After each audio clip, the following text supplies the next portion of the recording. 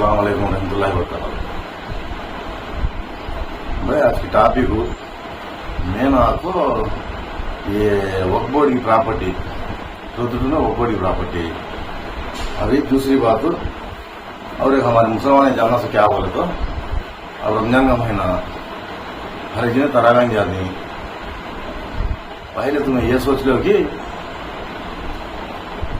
तरावीह पढ़ाते हाफिज साहब कहाँ के, उनका बैकग्राउंड क्या,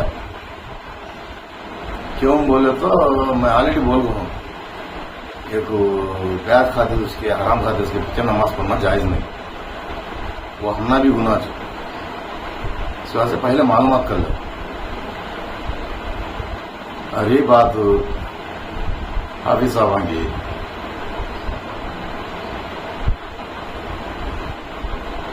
अब हाफिज साहब के बारे में इसी ज्यादा में क्या बोल सके। अब जो भी है हमारे मुसलमान पब्लिक मालूमात कर लो। अब दूसरी बात तुम मालूम ही नहीं प्रोद्यूटर पब्लिक को, प्रोद्यूटर ने एक जच्चा खाना गमे गया। तो तुम पूछे जा जच्चा खाना क्या चीज हो। अब हमारे बखाला ही देखिए प्रोद्यूटर के बखाला इन सब मिलकर उनके होम के जो भी औरत डिलीवरी के टाइम आया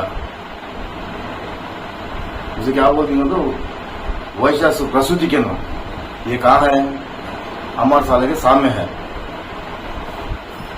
वैसा जो मुस्लिम प्रसूति केंद्र बोलकर एक प्रोद्यूटर बनाने के बाद से थोड़े आदमी आपको वक्फ बोर्ड की जगह ली भरनी हो, फिर कहाँ जमेगा ये समझ में आता नहीं। ये कितने ना मालूम दूंगा पब्लिक को भरना क्या कि भनी हो जच्चा खाना भनी कितने ना मालूम है वो काम बने तो क्या तो पब्लिक को मालूम। वक्फ बोर्ड ప్రాపర్టీ అంటే ఏంది ఫస్ట్ పాయింట్। వక్ఫ్ బోర్డు మన ప్రొద్దుటూరులో ఉండే వక్ఫ్ ఆస్తుల పైన వచ్చే ఆదాయాన్ని ముస్లిం పేద ప్రజలకు పంచిపెట్టాలి। ఇప్పుడు నేను చెప్పే విషయం ఏంటంటే ప్రొద్దుటూరులో ప్రసూతి కేంద్రం కడతామని, ముస్లిం మహిళల ప్రసూతి కేంద్రం కడతామని కొందరు పెద్ద మనుషులు, నేను చెప్పుకుంటే పెద్ద మనుషులు వక్ఫ్ బోర్డు ప్రాపర్టీని తీసుకున్నారు లీజుకు, తీసుకుని ఆ ప్లేస్ లో బిల్డింగ్ కట్టి అక్కడ ప్రసూతి కేంద్రం పెట్టలే, వాళ్ళ స్వలాభం కోసము స్కూల్కు లీజుకి ఇచ్చినారు। అది ఏమయ్యా మీరు తీసుకునే ఉద్దేశం ఏంది అంటే మిమ్మల్ని ఎవరు అడిగడం లేరనే ఎట్లా నాకు అర్థం కాలే। అంటే ముస్లిం ప్రజలను ఇచ్చినా కొడుకులు చేస్తారా మీరు ఎట్టా? ఇప్పుడు నేను చెప్పేది యా బిల్డింగ్ లో స్కూల్ నడిపే వ్యక్తి, నేను ఎవరి పేరు చెప్పదలుచుకోలే, అది ఎవరు మీకు అర్థమైంటది। ఆ స్థలం ఎవరు తీసుకున్నారు లీజుకు, ఆ బిల్డింగ్ లో ఎవరు లీజుకు స్కూల్ నడుపుతారనేది మీరు నడుపుకోండి, స్కూల్ బాగానే హ్యాపీ నాకు కూడా, కాకపోతే కండిషన్ మీద ఆ స్కూల్లో ముస్లిం పిల్లలకు ఉచితంగా మీరు విద్యను అందించాలా। డబ్బులు వసూలు చేస్తే మాత్రం ఖచ్చితంగా నేను కంప్లైంట్ పెడతా, దాంట్లో డౌటే లేక। నేను ఆల్రెడీ ఆర్టీ యాక్ట్ పెట్టిండా। మొన్న ఒక లీడర్ చెప్పాను నాకు, ఏమన్నా ఈ సంవత్సరం మీ మసీదులో సహరీ దావత్ పెట్టలేదని। ఆ వ్యక్తి నన్నేమంటాడంటే నీకెందుకయ్యా, అది మా ఏరియా మసీదు, నీకెందుకు, నీ ఏరియా మసీదులో నువ్వు క్వశ్చన్ చేసుకుంటాడు। ఇది కూడా పాయింట్ కదా, కరెక్ట్। అది కూడా ఎప్పుడు నేను స్వతహాగా నా అంతకు నేను పోయి అడిగినప్పుడు అది కరెక్టే, అందుకే నేను రావాల్సిన దారిలో వచ్చిన ఆర్టీ యాక్ట్ పెట్టుకుని వచ్చినాను। ప్రొద్దుటూరులో ఎన్ని మసీదులు ఉన్నాయి, వక్ఫ్ బోర్డుకు ఎన్ని సంబంధించినట్టు, జామియా మస్జిద్ కు ఎంత ప్రాపర్టీ ఉంది, ఆ ప్రాపర్టీ మీద వచ్చే ఆదాయం ఎక్కడికి పోతుంది అది నాకు తెలుసు, అది ఎవరి జోలో పోతుందో। ఎందుకంటే మనం చాలా మంచోళ్ళను, ప్రెసిడెంట్లను, వైస్ ప్రెసిడెంట్లను మిమ్మల్ని తీసుకున్నాం కదా. వాళ్ళ తప్పైతే ఏమీ లేదు ఇక్కడ. ఎందుకంది మనం కదా.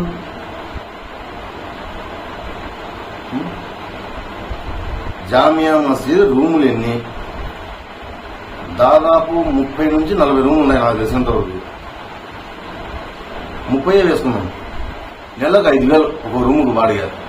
ఎంతేదన్నా 1.5 లక్ష బాడిగలు వస్తాయి. సంవత్సరానికి ఎంతైంది? పక్కనే రాయలసీమ స్కూలు, దాని బాడిగలు, ఆ పక్కన ఫ్రూట్స్ మండీలు. అంటే వాళ్ళు స్వతహా కట్టుకునేమంటారు బిల్డింగ్లు, రైట్. కానీ స్థలం మీద బాడిగ వెళ్తుంది కదా. అది ఎంత వస్తుంది?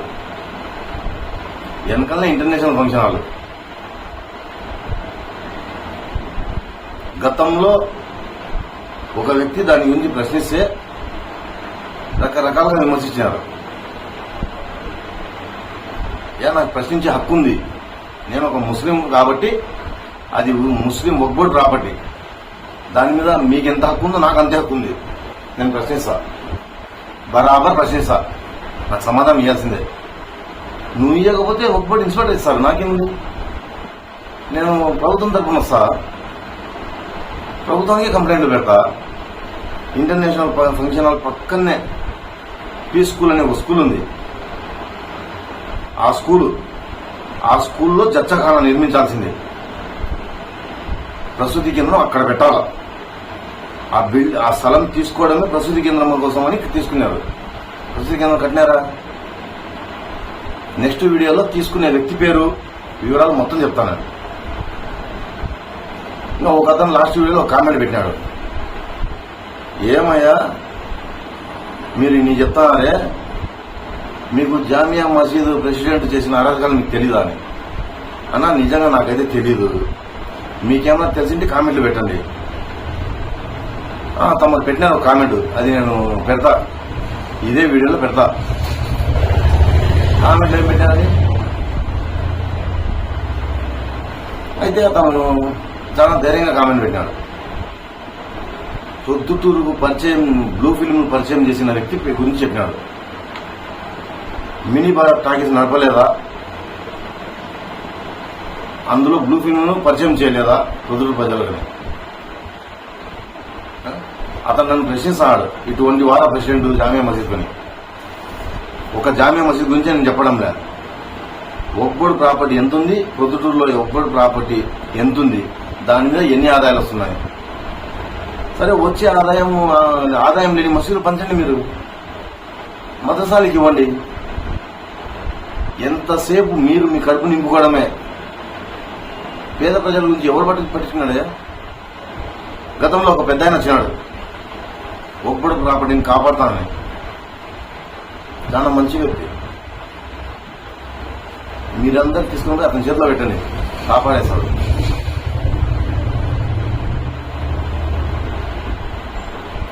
అందరి చరిత్రలు తెలుసు నాకు, ఎవరు కాపాడతారు, ఎవరు తినేస్తారు అనేది. ప్రస్తుతం నేను చెప్తున్నా కదా, జచ్చాఖానా ప్లేస్ లో స్కూల్ ఉంది. మీరు ముస్లిం పేద ప్రజలకు, వాళ్ళ పిల్లలకు ఉచితంగా శిక్షణ ఇవ్వాలి. మీరు చదువు చెప్పాలి అక్కడ ఉచితంగా. అట్లా చెప్పే పాట అయితే మీరు స్కూల్ నిర్వహించుకోండి, లేదు నేను మూసేయండి. అది ఎవరి సొంత బిల్డింగ్ కాదండి నేను చెప్పేది, అది మన ప్రాపర్టీ, మన ముస్లిం ప్రాపర్టీ.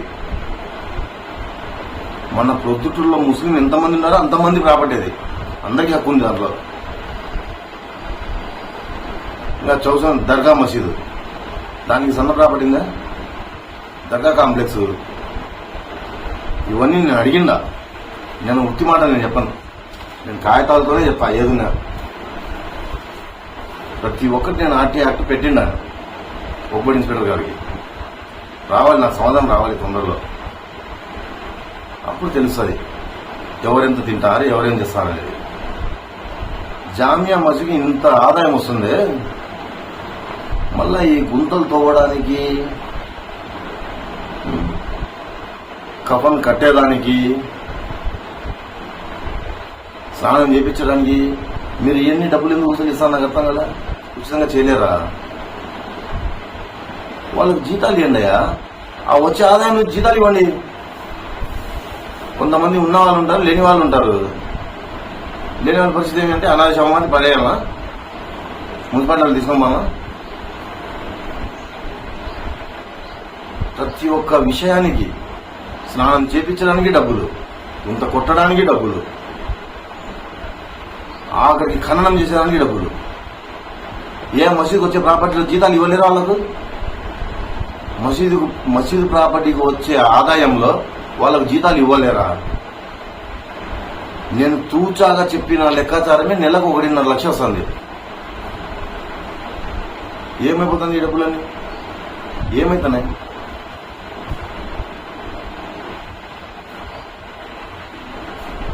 ప్రశ్నిస్తే బెదిరింపులు. గతంలో ఒక అతను ప్రశ్నించాడు,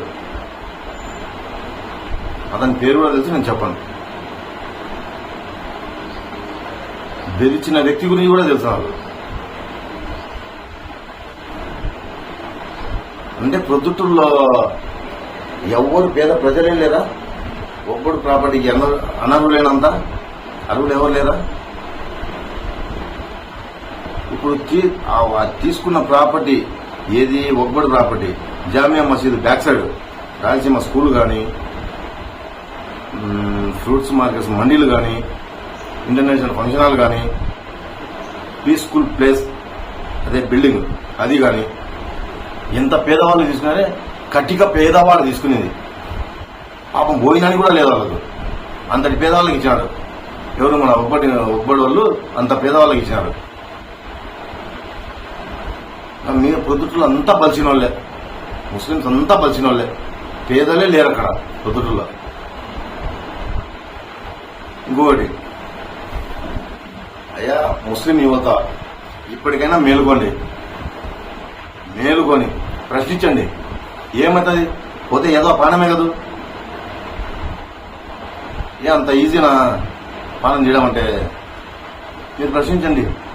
మీకు ఏ విధంగా మీకు కావాలో నేను సపోర్ట్ చేస్తా. మీకు కోర్టు పరంగా కావాలన్నా, స్టేషన్ పరంగా కావాలన్నా, లేదా ఆఫీసర్లకు కంప్లైంట్ పెట్టే పరంగా కావాలన్నా, మీకు ఏ విధంగా కావాలో నాకు కామెంట్ చేయండి. నేను ఖచ్చితంగా మీకు సపోర్ట్ చేస్తా. నేను చెప్పేది కేవలం ఒక పొద్దుటూరు గురించే కాదు. మీరు ఈ వీడియో ఎవరెవరు చూస్తున్నారో ప్రతి ఒక్కరికి చెప్తాను. మీరు ప్రశ్నించండి. ఎందుకు వినని నేను చూస్తాను. ప్రశ్నించడం అంటే దబాయడం కాదు నేను చెప్పేది, భయపడకూడదు. మంచి మాటలనే ప్రశ్నించండి. వినలే దానికి ఇంకో దారి ఉంటుంది, అధికారుల దగ్గరికి వెళ్తాము. అయ్యా మాకు న్యాయం చేయండి మా ముస్లిం ప్రజలకని.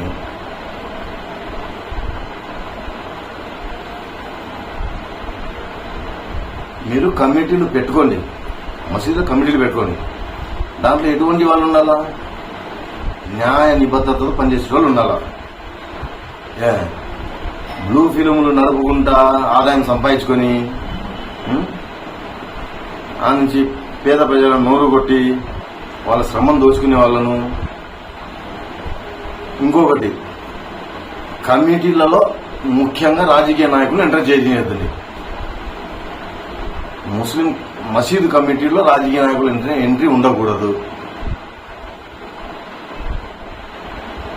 ప్రొద్దుటూరులో ఎన్ని మసీదులు ఉన్నాయో ఒక్కడికి సంబంధించినవి అన్ని మసీదుల గురించి అడిగినాను నేను. కేవలం జామియా మసీదు ఒకటే కాదు, దర్గా మసీదు అడిగిన. ఆ నుంచి మైత్పూర్ రోడ్లో ఏది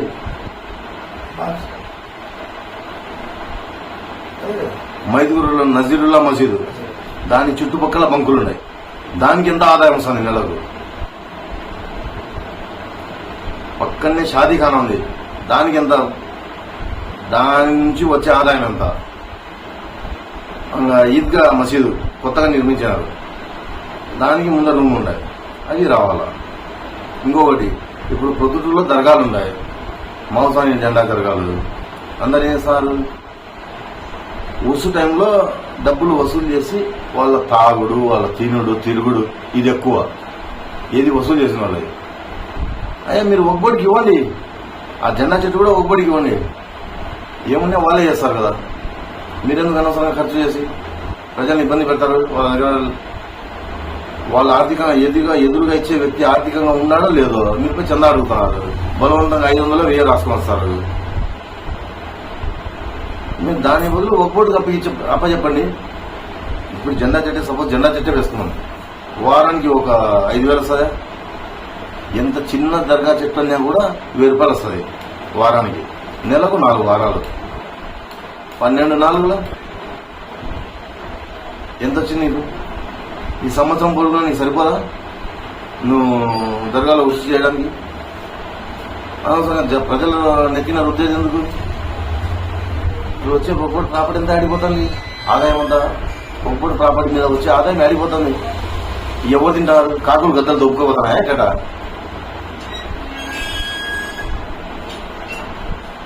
ముఖ్యంగా ఒక్కోటి ప్రాపర్టీ మీద వచ్చే ఆదాయాన్ని తినే వ్యక్తుల గురించి చెప్తాను. దయచేసి మానుకోండి. అది పేద ప్రజలకు వర్తించాలి. అది మీరు నేను తింటా నేను బలుచా అంటే నేను ఒప్పుకోను. ఖచ్చితంగా ఎలా పెట్టాలో అలా పెడతానండి. యువత ఇప్పటికైనా మేల్కొన్నాయా? మీరు ముస్లిం యువత అంటే మీరు నిద్రపోండి, మీ పెద్దోళ్ళు నిద్రపోయారు, యువత మీ నిద్రపోండి. రేపు మీరు మీకు పిట్టబోయే పిల్లలు కూడా నిద్రపోండి. అంతే, ఇంకా బతుకంతా నిద్రపోవడమే. రక్షించే ధైర్యం లేదా మీకు?